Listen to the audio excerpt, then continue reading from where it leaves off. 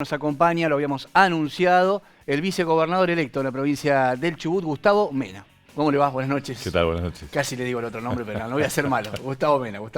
Casi digo el de la boleta. Bueno, Gustavo, a ver, hacía tiempo que teníamos ganas de tenerlo acá en el programa, incluso en la previa, en la campaña. Ahora ya vino ganador, vino en la boleta ganadora, en una función totalmente nueva, pero en un lugar que conoce mucho, Gustavo, porque en lo legislativo, lo hablábamos con Torres acá y le pone toda la ficha. Dijo, yo le pongo a Mena, tiene el rol nada fácil de levantar la vara de la legislatura, que no es poco, ¿no?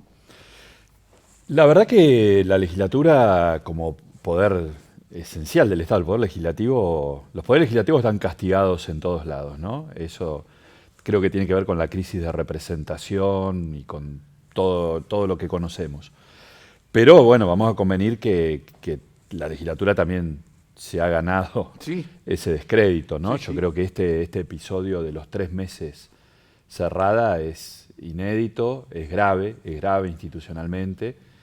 Es inédito acá en el Chubut, Gustavo, porque usted que ha integrado el Congreso Nacional, el Congreso la verdad que a veces sesionan, no sé, 5 veces por año. Pero son cosas distintas, porque una cosa es, por ejemplo, la Cámara de Diputados y sobre todo ahora el Senado, con el tema de la jueza Ana María Figueroa, que le quieren prorrogar el cargo, porque ya cumplió 75 años, y la Constitución Nacional dispone que después de esa edad hay que tiene que tener acuerdo senatorial. Ahí hay un mecanismo de bloqueo. El mecanismo de bloqueo a veces no se entiende, pero cuando realmente vos querés impedir que una norma se apruebe, tenés ese mecanismo de no dar quórum. Raúl Baglini, entre otras cosas muy recordadas, él decía, se vota con la mano, pero también se vota con la cola. Él no decía con la cola, en el sentido de que no dar quórum también es un mecanismo que se utiliza en todos los parlamentos. Muchas frases célebres, muchas Baglini, frases, teorema de Baglini y demás. Pero acá lo que hubo fue una resolución, es decir, una norma que dijo no se sesiona. Claro, se ponen de acuerdo todos los bloques y dicen... Yo creo que es paradójico también porque estamos conmemorando 40 años de recuperación democrática y si vos repasás todos los golpes de Estado, desde el 6 de septiembre del 30 contra Irigoyen hasta el del 24 de marzo del 76 contra Isabel Perón, hay una evolución o una involución que se deponía por la fuerza del presidente y se ponía un usurpador para que continúe el Ejecutivo funcionando. A partir del golpe del 55 se depuso a los jueces de la Corte por la fuerza y se ponían jueces de facto, usurpadores, para que la Corte siga funcionando, pero al poder que siempre se lo cerró, siempre se le bajó la cortina, fue al Poder Legislativo. Se lo disolvió al Congreso, a las legislaturas, a los consejos deliberantes. Todos los golpes de Estado. Y nosotros a 40 años de la democracia tenemos, por lo menos hasta mañana, la legislatura cerrada. Cerrada digo metafóricamente, pero casi que no tan metafóricamente, porque no hubo dictámenes de comisión. Fíjate que mañana algunos pretenden aprobar una ampliación de presupuesto de nada menos que casi 150.000 millones de pesos. 147.000. 147.000 para ser más precisos, sobre tabla. Es una cosa demencial porque se supone que el que vota una norma la tiene que estudiar, la tiene que analizar, un tema presupuestario es muy complejo, cuáles son las fuentes de financiamiento que aumentan y ver si realmente aumentan. Y se pretende tratar sobre tabla, o sea que eso denota que nunca se le dio tratamiento, no se convocó una comisión. Me parece además que marca un desapego con lo que está viviendo una sociedad que nadie podría darse el lujo de cerrar un negocio 3 meses y decir, bueno, yo cierro el almacén, la carnicería. Así que... hiciste hincapié, Gustavo, en la poca cantidad de sesiones. Podemos sumar la poca cantidad de proyectos de ley, que son proyectos en serio, de fondo, pero además el bajo nivel de debate. Sí, la poca no ha habido calidad. Debate. Yo he repasado también las deliberaciones, sesiones que duran 20 minutos, media hora, 40 minutos, en donde se aprueban leyes muy importantes a libro cerrado. Cuando digo libro cerrado, digo ni siquiera se lee el texto de la ley, no hay miembro informante, no hay debate, como decís. A mí me llamó mucho la atención el hecho de que no haya hora de preferencia, por ejemplo, ¿no? En una provincia donde vos levantás una piedra y hay un problema, problemas de energía eléctrica en el interior, ni hablar del tema educativo. Aparte se la llama la caja de resonancia porque se supone que ahí todos los temas tienen que ir a rebotar ahí a la legislatura. Exactamente, los cuerpos legislativos tienen una función legiferante, digamos, crear normas, pero además son lo que vos decís, la caja de resonancia. Se supone que ahí se debate lo que debate la sociedad. Por eso, cuando hay representación, hay un reflejo de lo que debaten los cuerpos legislativos con los temas que hablamos en la sociedad, en la sobremesa, en las instituciones. Yo creo que, bueno, que es algo que hay que pegar, hay una transformación. Y están dadas las condiciones, porque esto va a depender en gran parte también de los 27 legisladores, porque tu función como presidente de la Cámara puede sumar, pero depende de los 27 legisladores. No, por supuesto, el contenido a una legislatura, a un poder legislativo, se lo dan los legisladores. Esto es así. En todo caso, la presidencia es ordenar, tener todo dispuesto para que esto ocurra. Creo que además hay que darle transparencia, hay que darle visibilidad.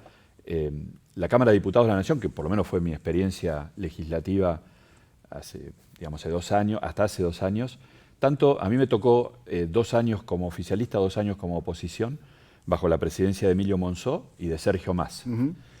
Como presidente de Cámara de Diputados le fue mejor que como ministro de Economía. Debo reconocer que tanto uno como otro tuvieron una buena gestión, tuvieron mucha apertura, digamos, las sesiones, las deliberaciones de comisión.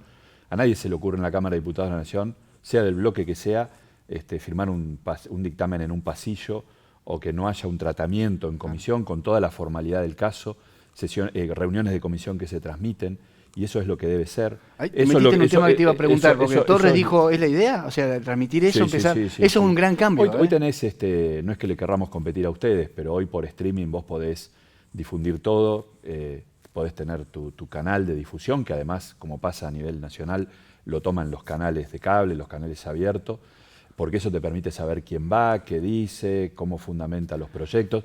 Nunca se compite porque la función nuestra, el común de la gente no va a ver eso. Nosotros se lo bajamos. No, pero ustedes, claro, ustedes, es una fuente importante. Es más, yo como periodista parlamentario me pone feliz lo que está contando Gustavo. Sí, no puede ser, digamos, si yo fuera diputado no permitiría que me digan el temario de una sesión o de una reunión de comisión 1 minuto antes de que empiece la deliberación, porque yo tengo que saber cuál es el temario, tengo que tenerlo estudiado, tengo que tenerlo preparado, tengo que tomar una posición, pero además la sociedad tiene que saber qué es lo que se va a tratar, tiene que haber una maduración de ese debate, tiene que haber participación de la sociedad civil. Por eso yo rescato tanto en esto la gestión de Monzó como la de Massa, porque en todos los tratamientos de leyes se convocaba a la academia, se convocaba a las entidades intermedias, se convocaba a expertos, se hacían reuniones informativas de comisión, luego se hacían las reuniones de deliberación de los bloques, de los diputados, donde era como un mini debate que anticipaba, por supuesto que te guardabas argumentos porque después el debate mayor era en el recinto, ¿no?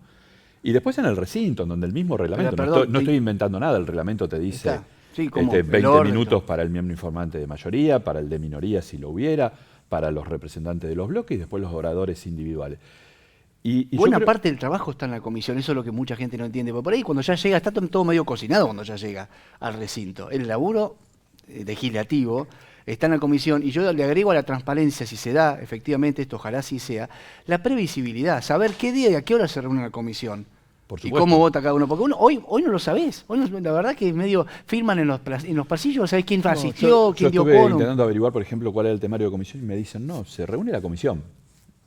Bueno, y ahí vemos qué temas sacamos. No, eso no es reglamentario.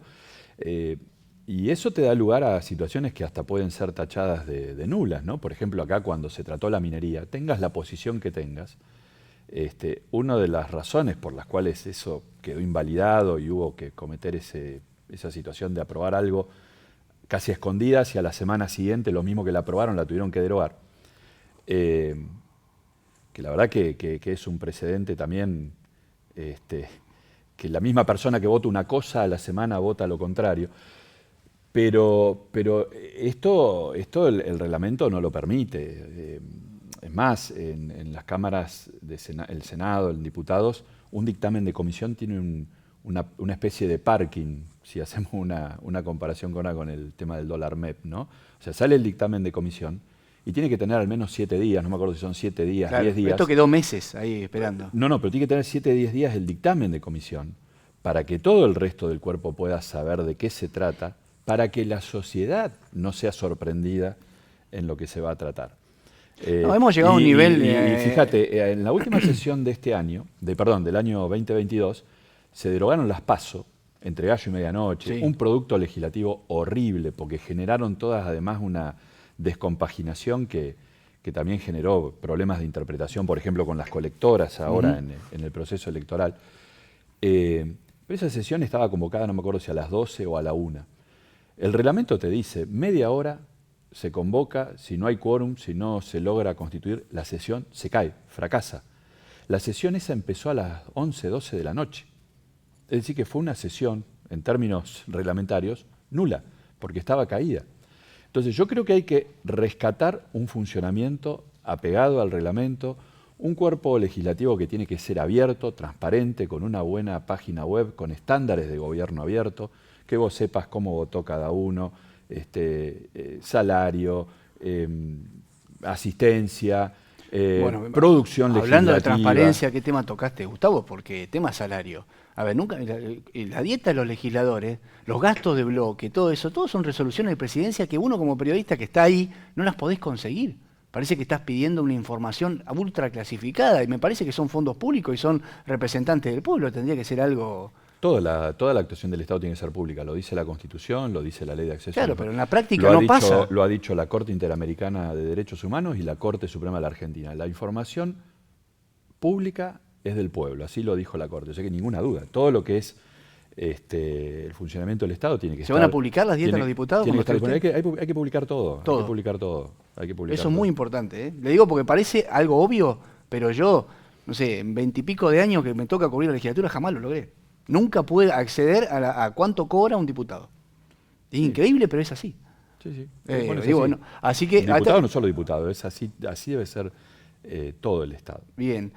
Ahora, quiero preguntarle, ya que estamos hablando de la legislatura y el funcionamiento de la legislatura, pero y la política, como caja de resonancia, lo que se votó el 30 de julio. 4 bloques. El gobierno va a tener un bloque propio mayoritario, y eso me parece que... Incluso hasta la Constitución medio que lo deja así plasmado. Ha pasado que se vota, ha cambiado, pero que el gobierno tenga 16 de 27 le da la posibilidad de tener herramientas legislativas. Y después otros bloques bastante variados con 7 bloques del mundo justicialista, digámoslo así, 3 de algo nuevo como es el Pichi, la primera vez que tiene la izquierda un diputado. ¿Cómo ves ese panorama para...? Lo veo muy bueno. La Constitución de Chubut tiene esa regla, efectivamente, gobernabilidad, le asegura al que gana la elección legislativa 16 bancas, con independencia del porcentaje, que es una mayoría absoluta, no llega a ser 2/3, pero una mayoría absoluta. Como contrapartida le da prerrogativas a las minorías que en un esquema como el DONT no las tienen. Por ejemplo, con 9 votos podés pedir una interpelación, es decir, que no es necesario tener la mayoría. Con 3 votos podés pedir un informe.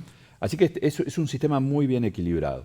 Creo que es bueno, creo que es buena esa diversidad, creo que es muy bueno que esté la izquierda, que tenga una expresión, que esté, entiendo lo que encarna una derecha más o centro derecha como es el PLICH, si es que continúa su alineamiento con La Libertad Avanza, con Milei.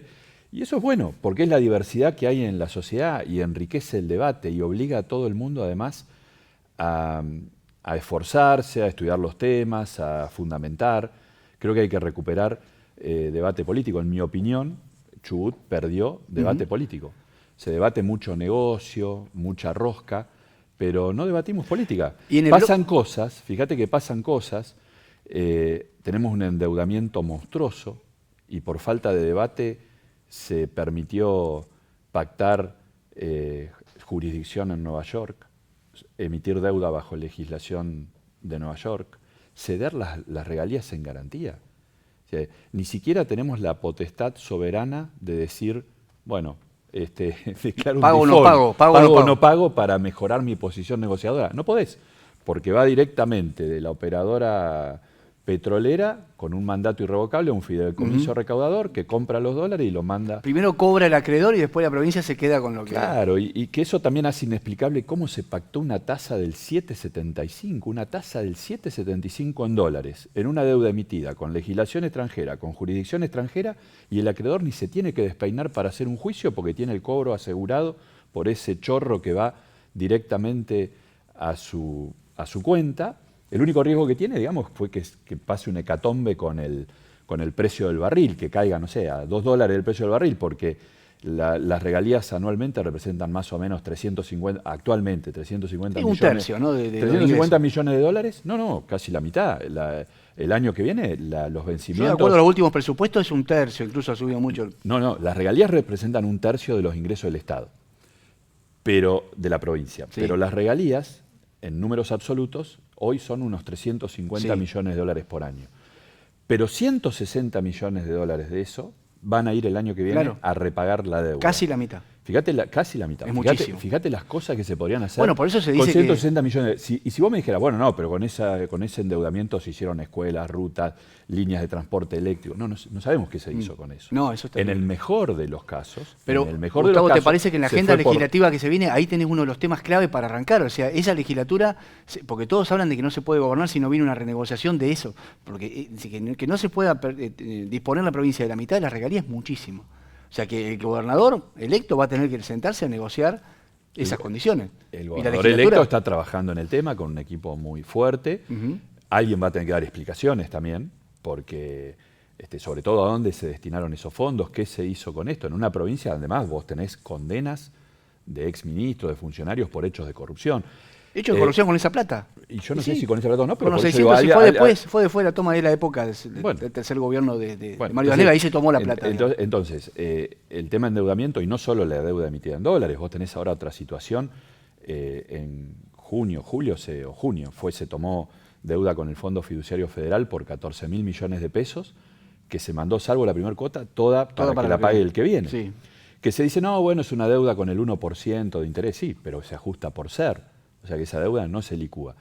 Y mañana, si se tratara el presupuesto, que quiero creer que no, ahí ese aumento de 147.000 millones de pesos se explica en el proyecto porque se estima que van a aumentar, digo en números redondos, unos 45.000 millones de pesos la coparticipación, unos 45.000 millones las regalías, otro monto que ahora no tengo presente, los ingresos brutos, pero se dice que se va a dejar de pagar vencimientos por 17.000 millones de pesos de repago de toda esa deuda con el ANSES, con quien compró letras, el Fondo Fiduciario y demás, para que pase para el año que viene. Mira qué fácil.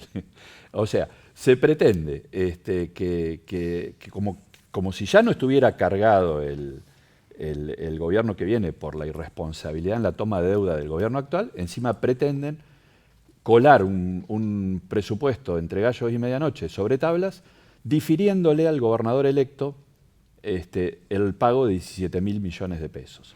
Bueno, me decía la diputada Aguilera, que le preguntó sobre el tema al ministro, porque eso, una deuda de ese tipo es bilateral. O sea, vos no podés por la ley de presupuesto decir la pago cuando quiero, te tenés que poner de acuerdo con el acreedor.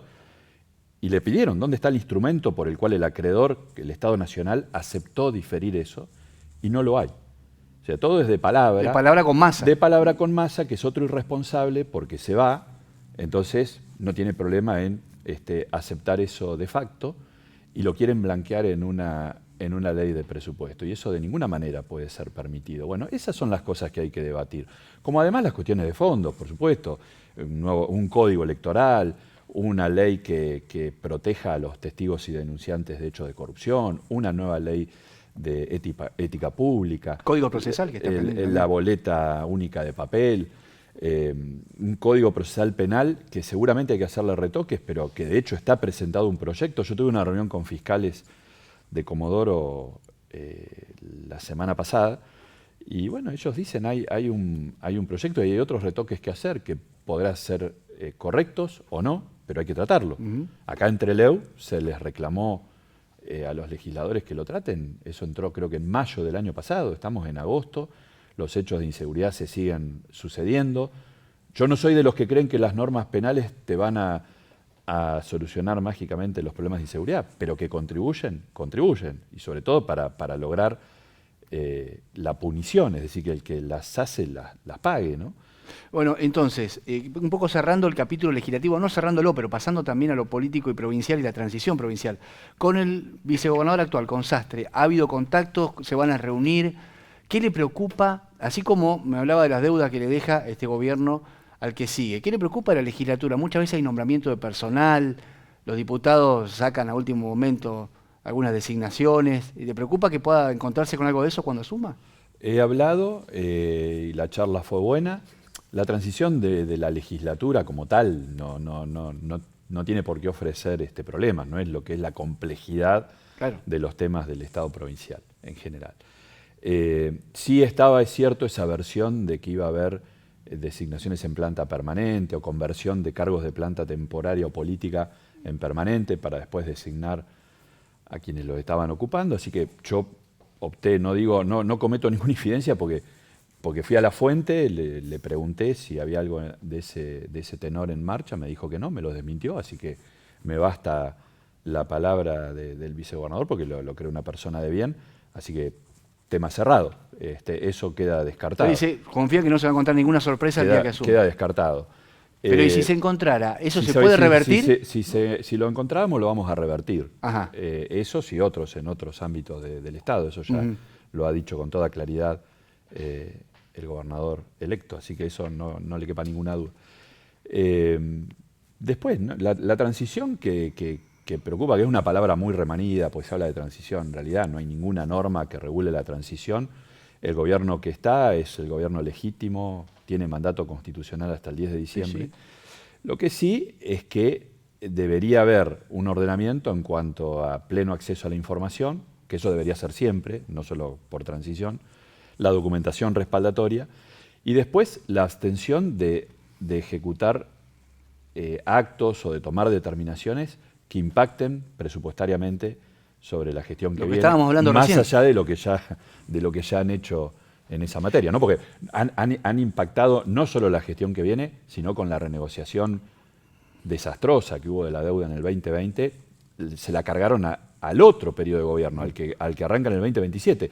Fíjate que se hizo una renegociación de la deuda que en realidad no se bajó el stock de deuda, siguió siendo exactamente ni $1 se bajó la deuda. No se bajó la tasa, salvo para el primer año. Tenemos una tasa escandalosa, 7,75. Debe haber muy pocos rendimientos en el mundo, rendimientos financieros garantizados, no de que compraste acciones de tal compañía, la pegaste, sino garantizados, predeterminados del 7,75.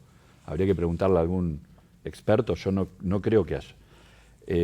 Y lo que se hizo fue diferir los plazos de pago, bajar los vencimientos en el 2020 y más o menos en el 2021, sobrecargarle el 2023, el 2024, 2025 y tirarle más años para adelante de vencimiento. Eso es lo que ocurrió.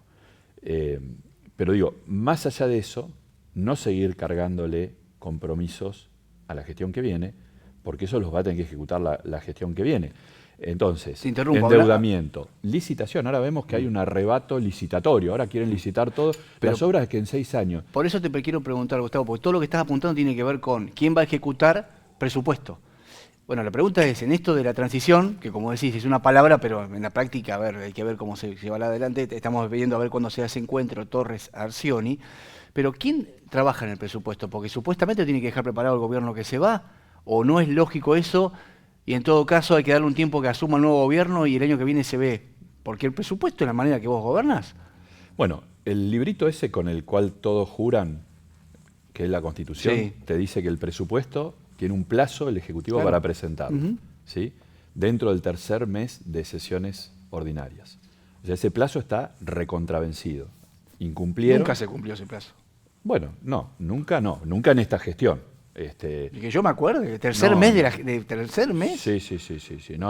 O sea, marzo, abril, mayo. No tengo ahora la precisión, pero estoy seguro que durante, por ejemplo, el gobierno del Yurume, de Maestro, esto se cumplía. Claro, bueno, estamos yéndonos quizás, no lo discuto. No nos tenemos que acostumbrar a la degradación, ni creer que, porque a veces también se le achaca a toda la política las cosas que se han hecho en estos últimos años.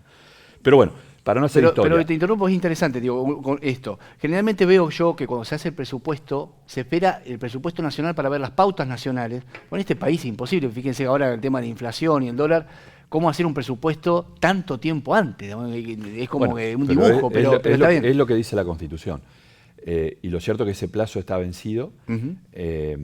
Y bueno, y debería ser, dado que el 30 de julio quedó definido quién va a gobernar la provincia los próximos 4 años, ese debería ser una pauta básica de transición, que el equipo económico, en lugar de estar viendo cómo zafa de pagar 17.000 millones que tiene que pagar porque los tomó ahora, o en ese proyecto de ley de ampliación de presupuesto, además están creando 120, si no recuerdo mal, cargos de planta permanente. La respuesta del ministro hoy fue, bueno, porque es gente que está precaria. Bueno, ¿pero quién la precarizó? ¿Un marciano? ¿Una fuerza de ocupación extranjera? No. Si están precarios es responsabilidad del que tomó la decisión de precarizar trabajadores. O sea, eso requiere una discusión mucho más de fondo que esa respuesta liviana bueno, como hice un desastre, ahora te lo blanqueo a último momento. Pero debería ser materia de un trabajo serio de transición que el equipo económico actual y el entrante puedan preparar un proyecto de ley de presupuesto para que la legislatura lo trate, esta o la que asume el 10 de diciembre, antes de que arranque el 2024, porque de ahí viene el nombre de presupuesto, ¿no? Es una cuestión elemental de ordenamiento fiscal. Veremos lo que habla Nación y Torres al respecto, pero me parece lógico, ¿no? Es decir, si el que lo va a ejecutar es Torres como gobernador y con su ministro de Economía, lo lógico es que él tenga la última palabra. Pero bueno, también los tiempos, porque en este país sucede, o en esta provincia también, que se asume el 10 de diciembre, es una fecha compleja, digamos, ¿no? Encima tenés que pagar los aguinaldos ahí a los 10 días. En realidad eso también viene de toda la alteración institucional que tuvo la Argentina, porque la fecha de asunción de los... Mayo. Era octubre. 12 de octubre asumían los presidentes y demás. Después con los golpes de Estado y con toda esa situación, terminó quedando el 10 de diciembre. El 10 de diciembre, cuando asumió Alfonsín. Claro, salvo Corrientes y Santiago del Estero, que por intervenciones federales después se terminó alterando, por eso Corrientes y Santiago no tienen elecciones de provincia cuando tiene el resto.